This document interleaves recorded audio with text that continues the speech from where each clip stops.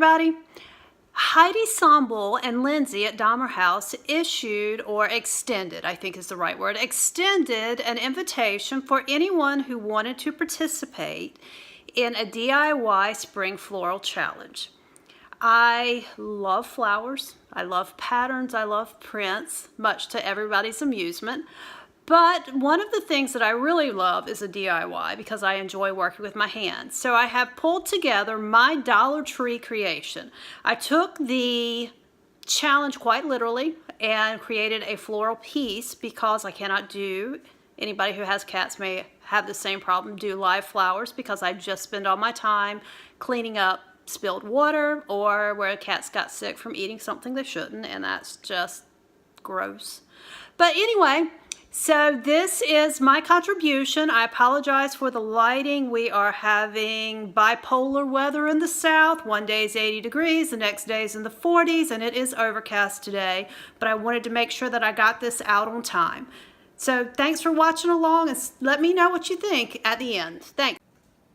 Okay, for a quick overview of my supplies, I found this really cute little tin bucket type thing at Dollar Tree. I decided to go with the square styrofoam instead of the round pieces, and I pulled some wire from my supplies and some floral working tools. Of course, glue and glue gun.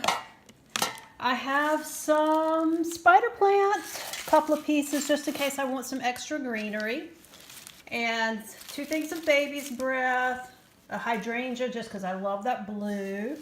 I believe these were called lilac. Yeah, sorry, lilac. They called these ginger flowers. I don't know what that means. I don't think I've ever seen them before, but the pink is gorgeous. And then I knew I kind of wanted something big to kind of be the center focal, and so I went with the tiger lilies.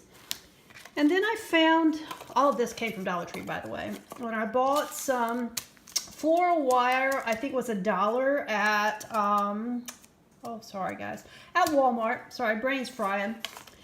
And then I found these ribbons. They're all sheer, but they have the purple, the pink, and the blue to match my flower. So I'm hoping to incorporate those in. Sometimes I find that clipping these things apart is hard. Sometimes it's not. Since I don't know exactly what length I want in my arrangement, I'm going to kind of do them long, and I'll trim off any that I need. Whoa, heard of flying flowers, guys?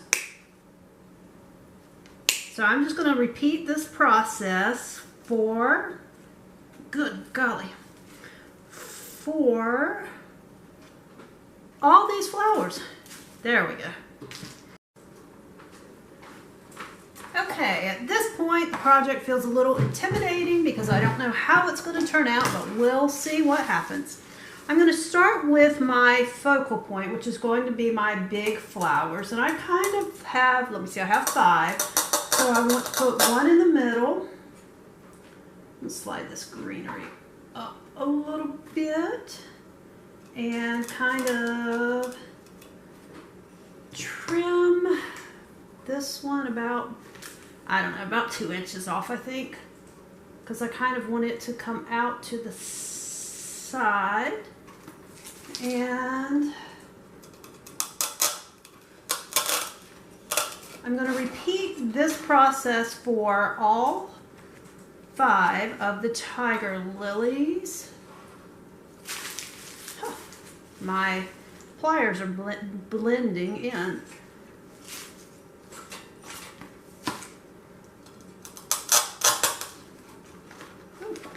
That one could use steaming. I love fresh flowers, but those of you that have watched my videos know that we have 2 cats, and one of them eats flowers, and the other, she doesn't particularly eat them, but she knocks them over with quite alarming regularity.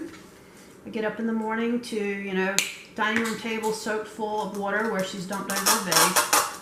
So it is pretty much artificial flowers from here on out unless she outgrows that. Okay, I think I'm going to pop in the hydrangeas next.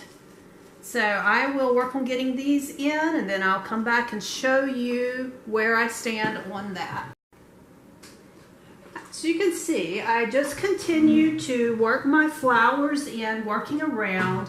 I have two tips if you want to do something like this. One, work with one flower at a time and kind of spread it out where you want it. Two, for whatever reason, odd numbers work better, generally speaking, and they're more visually appealing. I still have some left that I have not used that I will add as needed when I finish if I see empty spots. One thing I did discover is I feel like the height on my greenery is too high, so I'm going to cut these apart and kind of play with placing some of them in there and see what happens. Probably will have to glue them, even though I was trying to avoid having to glue anything, but we'll see. Cutting apart my greenery, of course, left it not quite stiff enough, so I'm going to use the floral stems, and I'm going to try if I can just wrap, to do it by wrapping rather than gluing them to the stem. I don't know if it'll work or not, so you'll get to see with me whether it works. No. Okay, plan 2. Let's try hot glue. You can see I just worked on adding some green in anywhere that I thought needed a little pop, add the extra layer of dimension to this. I also went back in, oh sorry, I didn't mean to move so fast, went back in and added the last of my baby's breath because you know, you never have too much baby's breath. So now I'm going to play around with my ribbon and see if I think I need it. I'm going to try to show you guys, I think you can see my hands, how I do the ribbon. There's just something about wispy ribbon that screams spring to me. So I cut off a piece, I don't measure it, I'm doing all 3 ribbons at one time. And I simply make some loops of just varying heights. It really doesn't matter, it's not a precise measurement kind of thing. And then you see I kind of catch them all together like this. Now I am using, where I cut the greenery apart, one of these things, and I look for the ones that are the most condensed like this. This part you will probably burn your fingers, so advance warning. Hot glue all around this thing. And then I just start catching these ends in that hot glue, and yes, it is hot. If you have some that pop off, which you see, what happens here? Catch the glue, get those glued down good, and then come back and catch another loop in it, and going to need some more glue on this. I'd love to tell you a way to do this without burning your fingers, but I can't do it without burning my fingers, so.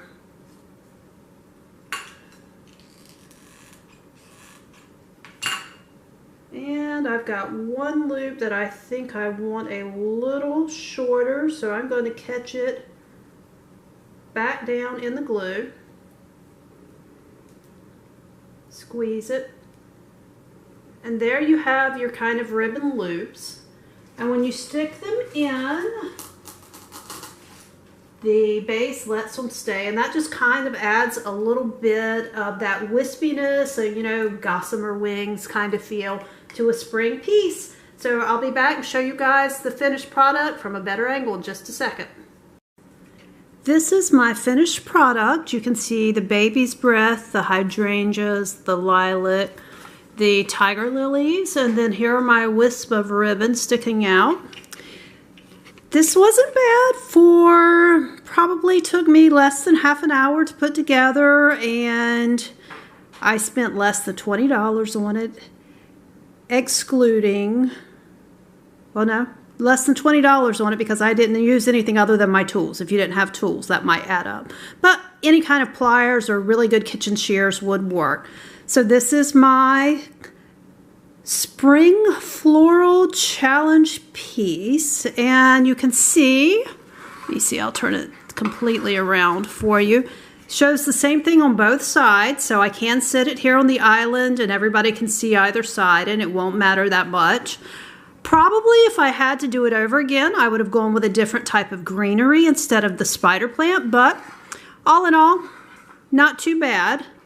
So thanks for watching, and if you enjoyed this, please give me a thumbs up and be sure to check out all the other videos of their spring floral creations. Thanks, bye.